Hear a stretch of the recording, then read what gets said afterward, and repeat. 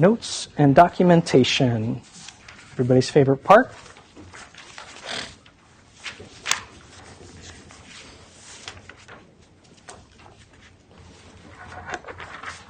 So note-taking throughout the process is very important. Documenting the steps you take during the incident response and the forensics piece of it supports that repeatability part that we're looking for in order to make sure that you can use the evidence that you gather. Notes should document, at the very least, system configurations, timeline for forensic analysis, and actions taken, right? You got to be repeatable, including positive and negative results. So depending on what you do, if you start doing something with a hard drive and it craps out and it no longer runs, you want to document that as something that happened, a negative result as to what you're doing. Or if you're not able to, if you go and pull a forensic image and something happens and the hash doesn't match up, not sure exactly what happened, but you have to delete it and start over, or go get a piece of media and use it. Make sure that's documented as being shown. So it doesn't look like anything is being held back for any reason, even though it's a relatively benign action. Oh, this thing didn't work for me, so I threw it away and I used a new one. Make sure that's documented so you can verify that was the case and no one was holding anything back.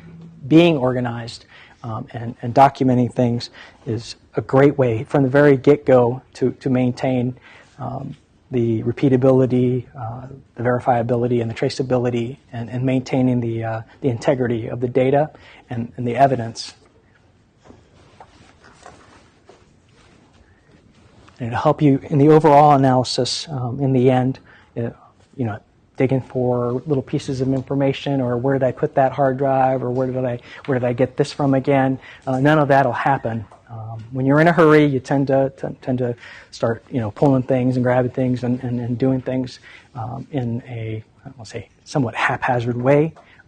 Try to remain calm and dedicated to that process and that procedure that was set up.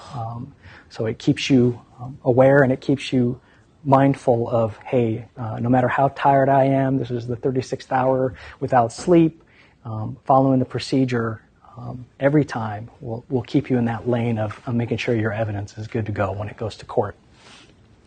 Right? So all that information related to the incident needs to be looked at. What processes were followed, what data and information systems were collected, what actions were taken on the system, and who conducted each of the processes, right? It's easy to say, oh yeah, we did 10 disks. Well, who did 3 of them, who did 6 of them, and who did the last one? That sort of minor detail could come back and I don't want to say bite you, but it could come back and be an issue for when it goes to court. So documentation, organization, structure, and formats, right, should be planned ahead of time. It shouldn't be like, oh, we're just using a Word doc and we're throwing it in here, and then somebody else pulls out a spreadsheet and they start throwing their data into a spreadsheet, and somebody else likes Access databases, so they build a little Access database for themselves, and now, how do you compile that? How do people access that as a team?